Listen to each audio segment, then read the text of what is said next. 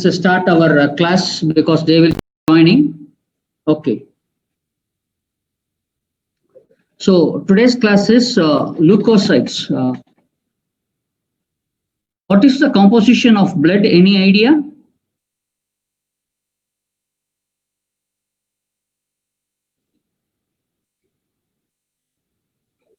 Very good. So what are all the different size of different types of cell present in blood? Okay. Any other cells? Very good. Thrombocytes. Thrombocytes. Platelets are also called thrombocytes. Very good. Okay. Why it is called erythrocytes? Any idea? Okay. Okay. Why it's called as WBC? Leukocytes?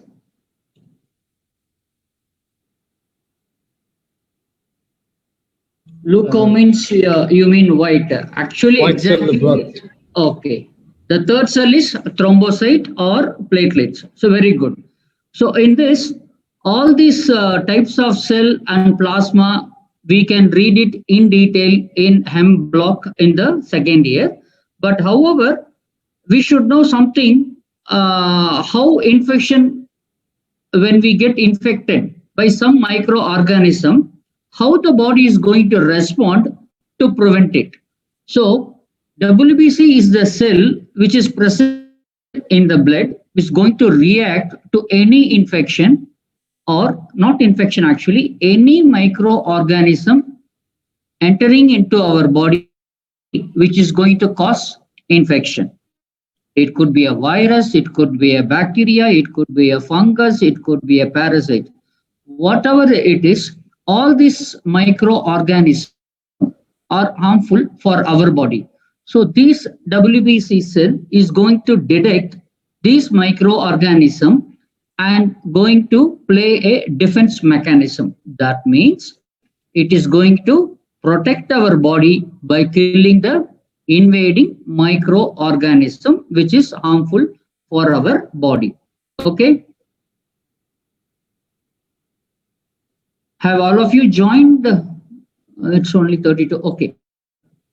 So now let's see what it is. There is a student who want to join, but he are not able. He is not able one student to join. I am admitting, but he is not able to join. I don't know why. I think now he has joined. I think now he has joined. Okay. So please check with him whether he was able to join or not. Okay. So let's see what is the functions in general, and let's classify the WBC and what are all their properties, and then let's see the functions of each and every white cells. Okay. Two people waiting. I'm not able to see anyone. Okay. So now, actually, leukocytes means these cells don't have any color. But, okay, and remember the difference between WBC and RBC. In other words, the difference between erythrocytes and leukocytes. Okay, both of them have cell membrane. Both RBC and WBC has cell membrane. But remember, RBC will not have any nucleus. WBC will have nucleus. Whereas WBC will not have hemoglobin inside the cell, whereas RBC will have hemoglobin inside the cell. And lastly, the granules. These granules are the thing which is going to have some chemical substances which is going to be released during the infection. These granules are present in the cytoplasm of WBC, but whereas in RBC, it is not present. Okay, now one question. Is RBC nucleated or non-nucleated? No. Okay, again, my question is wrong because RBC also has nucleus, number one. Number two, at which stage RBC doesn't has nucleus? That means During the formation and maturation of RBC cell or erythropoiesis, it is also called as erythropoiesis. Initially, the RBC cell will have nucleus. When it matures, the RBC cell will not have nucleus. So, my question was vague for a medical student. Okay. So, remember, a matured RBC will not have nucleus, whereas immature RBC will have nucleus. Okay. That is one thing I wanted to tell you. What is the main function of WBC? It has two functions. As I told you earlier, it is going to act upon the invading microorganism, and this is called as phagocytosis. And phagocytosis is carried out by two cells. One is microphages and other one is macrophages. Remember, macrophages are also called as granulocytes. Macrophages are called as monocytes. This is the alternate name. The second one is it is going to play an important role in immunity. However, this immunity will be dealt in detail by the microbiology department. Again, remember, there are two types of immunity are there. One is humoral immunity, other one is cell-mediated immunity. Again, this immunity is carried out by two types of cell. One is B cell, one is T cell. B cell is responsible for humoral immunity and T cell is responsible for cell-mediated immunity. But however, this particular thing will be dealt in detail by microbiology department. Please write your name in the chat box for the purpose of attendance. Okay. Now let's go for classification of WBC. WBC is classified into two types. One is granulocyte and agranulocyte. On what basis? Due to the presence or absence of granules in the cytoplasm. Okay. Remember, due to the presence of granules in cytoplasm, it is called as granulocytes. And agranulocyte means these cells will not have granules in the cytoplasm. That's why it is called as granulocytes and agranulocytes. Granulocytes is also called as microphages or macrophages? Micro. Yeah, very good. Okay, now let's see about only the granulocytes. Again, granulocytes is divided into three types depending upon the stain it takes. When you are going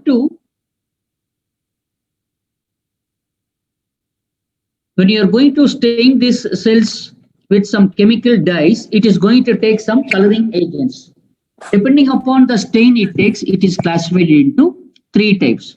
One is neutrophil, basophil, and eosinophil.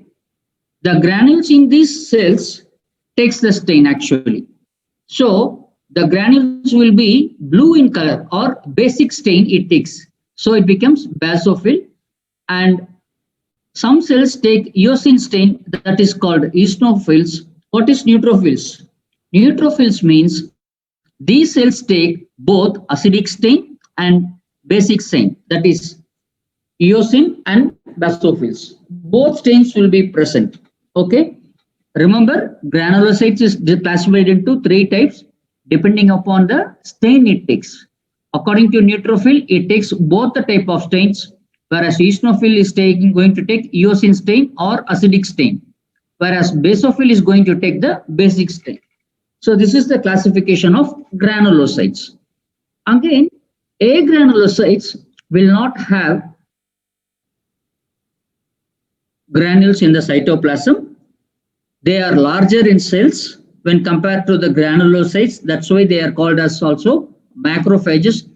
These agranulocytes will contain lot of granules and they are classified into two types. One is lymphocyte, other one is monocytes. Let's discuss those things in later half of the class. So now, you know neutrophil, eosinophil and basophil. This is the morphology of neutrophils. This is the most common type of WBC cell present in the body. It constitutes almost 60 to 70% of WBC. This neutrophil plays an important defense mechanism, especially against pyogenic infection. Okay, the size of the neutrophil will be 10 to 14 micrometers. If you take the cytoplasm, it takes both acidic and that is blue and pink color eosin stain. So when you see in the microscope, they will appear as pinkish color granules. That's why it is called neutrophil. Okay, and remember, neutrophil can exhibit amoeboid-like movements. It can move from one place to other place.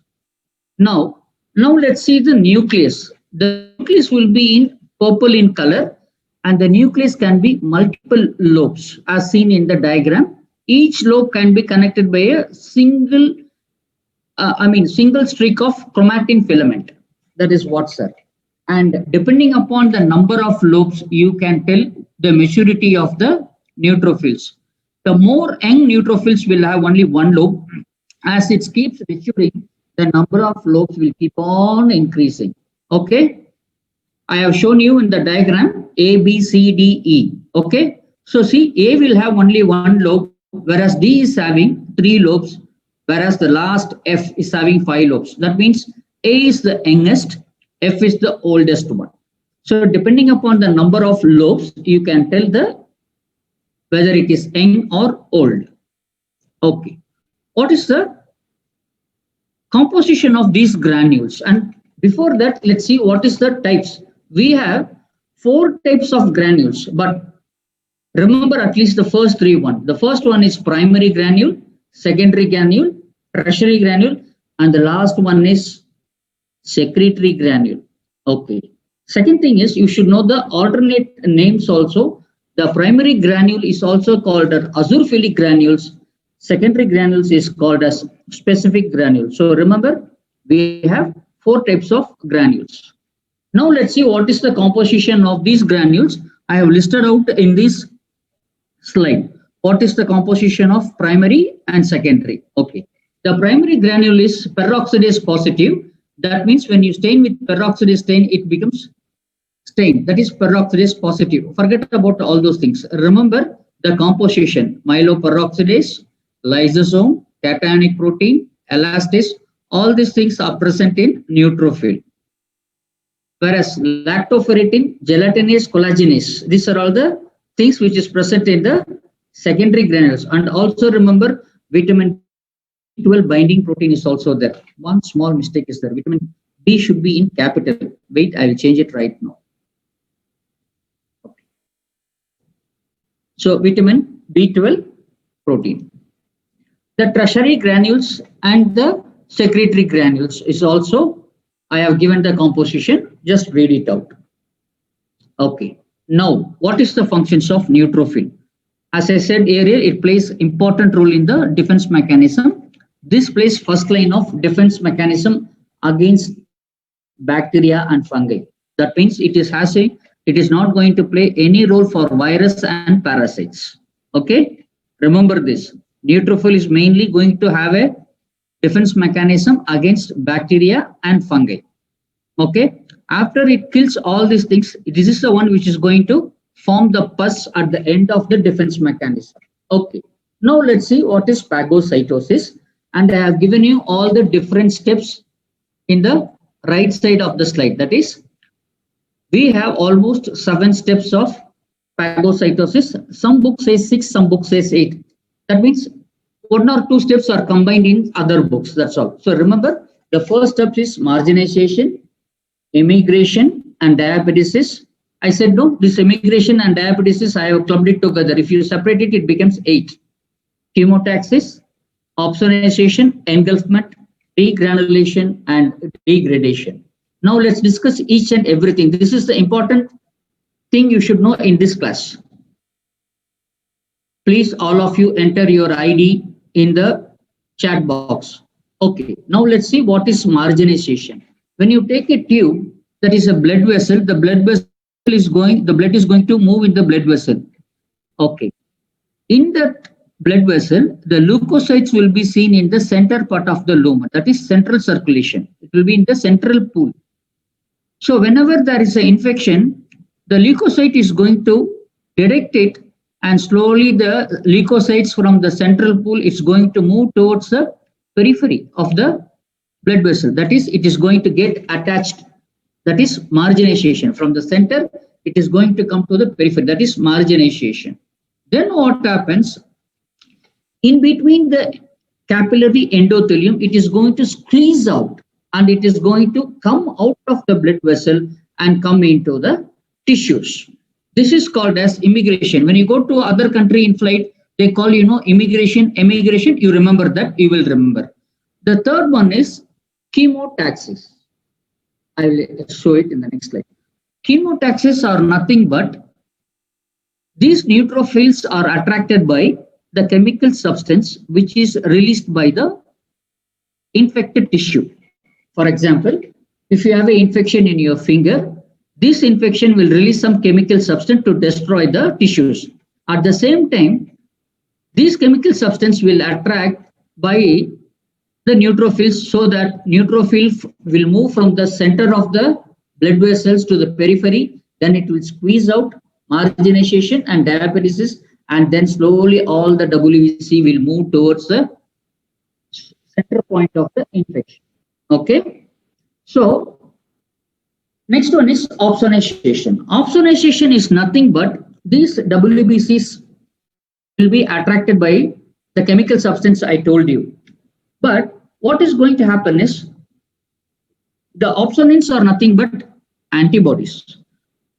Now these antibodies will coat the bacteria so that it becomes easy for the neutrophil to attack.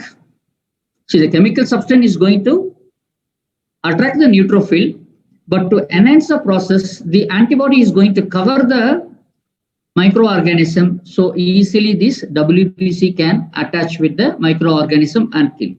So chemical substance released by the tissue is called chemotaxis. Opsonins are nothing but antibodies which coats bacteria, so attracts neutrophil to attack very easily.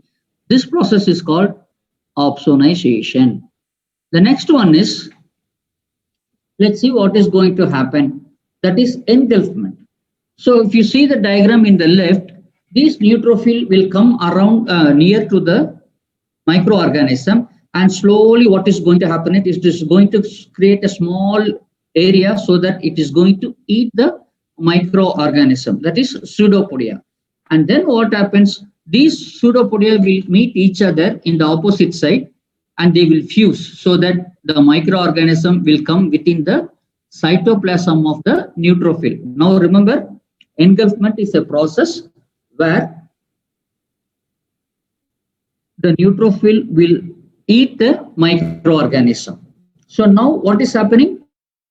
Now the microorganism is present within the neutrophil, within the cytoplasm. What does this cytoplasm is going to have? It is going to have the granules. That is, granules containing chemical substance. Okay. Now all this chemical substance will be released from these granules, and this will especially peroxidase and lysosomes. And then what is going to happen is it is going to react with the microorganism present in the cytoplasm, and it is going to kill it. Once it is killed, it forms multiple small granules, and then finally that is degranulation, and then it is released into the systemic circulation. Okay, these are all the important points you should remember. One neutrophil can kill up to maximum 20 bacteria. So neutrophils are macrophages. Okay, remember, macrophages are more powerful than microphages. Okay, whereas macrophages can kill up to 100 bacteria. So neutrophil can kill 20 bacteria, macrophages can kill 100 bacteria. That's why they say they are more powerful. Now, this is something I have shown you some thing. So before what is left and right shift, left shift, normal, you should know. Okay, let me say it like this. When you take the normal WBC count, whether it is increased or decreased, it says how the infection is controlled. So what is going to happen is the more and more number of WBC, immature WBC, that means normally you will have neutrophils with 5, 4 or 6 lobes. That is mature neutrophils. Okay. When this number of immature cells keeps on increasing, for example, 2 lobes or 1 lobe, that means there is a mild to moderate left shift. That means there is an infection which is mild in severity. Whereas if you see lot of immature WBC cell with only 1 lobe, that means more and more of WBC is produced to counter the infection. So what happens? We are not allowing the WBC to mature at all. All these immature cells will keep on increasing. There will be more numerous of cell that is going to shift of left, extreme left. That means the infection is very, very severe. Okay, that's what. So leukopoiesis, how the WBC is matured, formed and matured. This will be dealt in detail in histology. Okay, now comes to the eosinophil. Remember, 60 to 70% will be of neutrophil and 2% will be eosinophils. Remember, this eosinophils is going to kill the parasite and it doesn't have any effect in bacteria. Okay, that's what you should know. So remember, eosinophil is going to attack the parasites which is entering into the body. And remember, it contains only 2 types of granule. One is specific granule, second one is primary granules. And remember, this does not act only against the parasite infection, also during the allergic reactions in the body. For example, someone will be having asthma, allergic asthma, bronchial asthma because of some triggering agents. So the eosinophil count will increase more than 2% during these conditions, okay, during parasite infection and allergic reactions. I have given you the composition of the granules also, just go through it later. And basophils, see, it is going to constitute only 1%. So neutrophil will be 60 to 70, eosinophil will be 2, basophil will be constituting only 1%, okay. And these basophils can release some chemical substance like heparin, histamine, and antibody like IgE. Okay. And it is least commonly seen. Throughout my professional career, I have not seen one basophil in a microscope. Even my director only saw twice. Okay. Remember, it is only 1%. Now, mast cells. So, mast cells are nothing but it's like basophils, which contains granules. It may be elongated or non-segmented nucleus. Again, these are all the things which is going to secrete the chemical substance like heparin and histamine. And you have 2 types of cells. One is mucus. These mast cells are present in the mucous membrane. So it is called as mucosal mast cell. And some things are present in the connective tissues. They are called connective tissue mast cells. Just you should know about mast cells. That's all. Now, what is the difference between basophils and mast cells? Both are same, but they have few different things. Both are originating, produced from the bone marrow, but basophils can be seen in the blood, whereas mast cell cannot be seen in the blood. It will be seen in the mucous membrane and the connective tissues only. Okay, the lifespan of the cells are different. Basophil can live only for few days, whereas mast cells can live for few months. And the receptors for basophils is IgG and IgE, whereas mast cell it is only IgE. Okay, these are all a few difference between them. Now let's go towards the agranulocytes, that is monocyte. Mono means single. This has only one nucleus which is bean shaped or kidney shaped. And remember, these monocytes don't contain any granules. And this constitutes to 5% of WBC. Okay, they keep on growing in the size as they develop and they become more larger and larger. And they are released from the blood, enters into the tissue, and they are going to form the tissue macrophagic, phagocytic macrophages. Okay, you should know the functions of monocyte. Remember, it is stronger than the neutrophils. You know why? It's going to kill 100, whereas neutrophil is going to kill only 20 bacteria. Okay. That is one important thing you should know. And it can kill the organism which is larger in size also. Okay. Second function is antigen presenting cell. That means once the cell is phagocytosed, digested, and they present the antigen to the immune system, so that what is going to happen, it will be recognized in the memory. So whenever you are going to get reinfected with the same type of microorganism, immediately it will attack. So the primary infection in the childhood, for example, if you are going to have any infection, it will take to heal some 4 to 5 days or 2 weeks. But when you get the same reinfection after 5 years or 10 years, this infection is stored in the memory of the cell, and it will kill the organism very immediately, maybe within 2 days or 3 days. That is one. Remember, monocyte is going to release one chemical substance called as interleukin. Now let's come to the last part of the WBC, that is lymphocyte. 30% is the percentage constituted by the lymphocyte, and this is most commonly present in the children than adults. The lifespan is almost a year. Remember, 100 to 300 days. Okay. We have three types of cells: B cells, T cells, and natural killing cells, which will be discussed in detail in microbiology. The functions, you should remember this. So these lymphocytes can kill the virus, cancer cells, and transplanted cells. This is the main functions of the lymphocyte. So virus, destroy the cancer cells and transplanted cells as much as possible. Okay. So how? By two methods: humoral immunity and cell-mediated immunity. These are all the two different mechanisms to kill these viruses and cancer and transplanted cells. That is foreign bodies. Okay.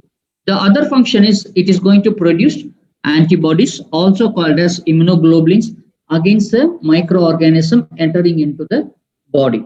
And then they are going to destroy it through the immune system, that is called as complement system. Again, many things are microbiology only.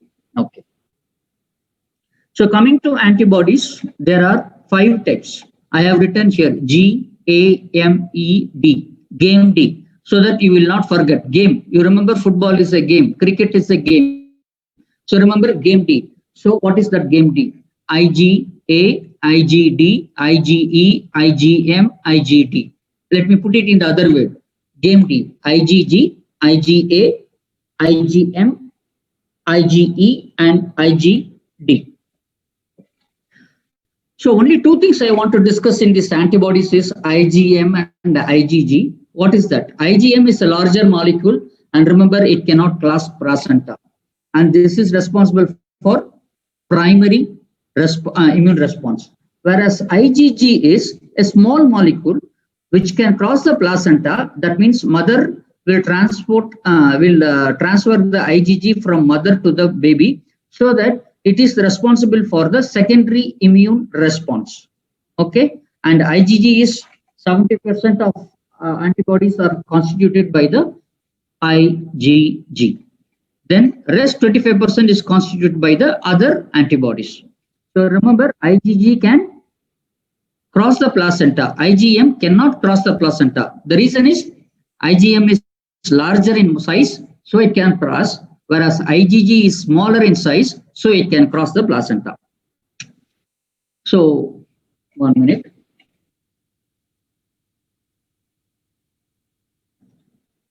So please, all of you, enter your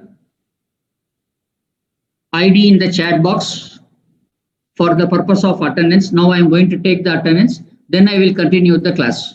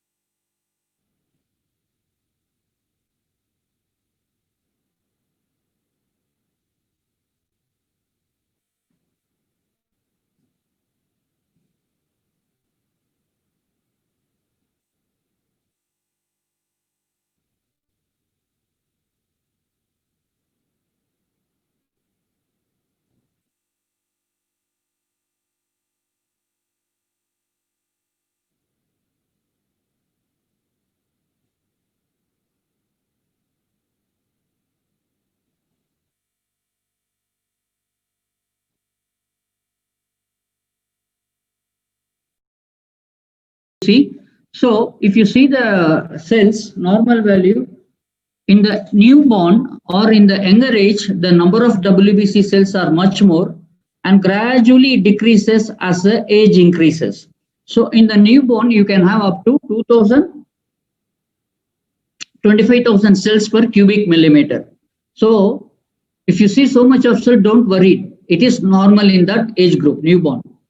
In the children, you can see WBC up to 15,000, whereas in adult, 11,000. So as the age increases, the number of cells gradually decreases. So the normal range of WBC in adult is 4,000 to 11,000 cells in cubic millimeter. And there is no difference between male and female. This you should remember, okay? There is no difference between male and female. Okay. Now, that is the total WBC count.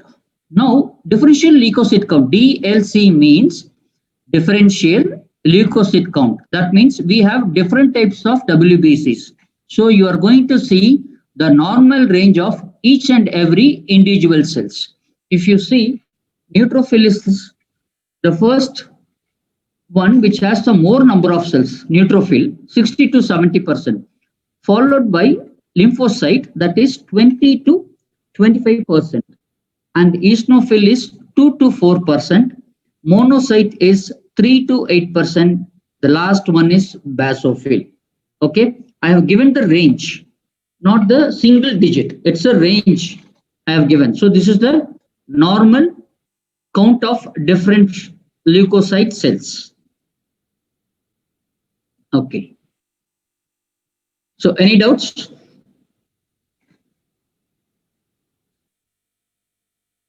Please, all of you enter your ID number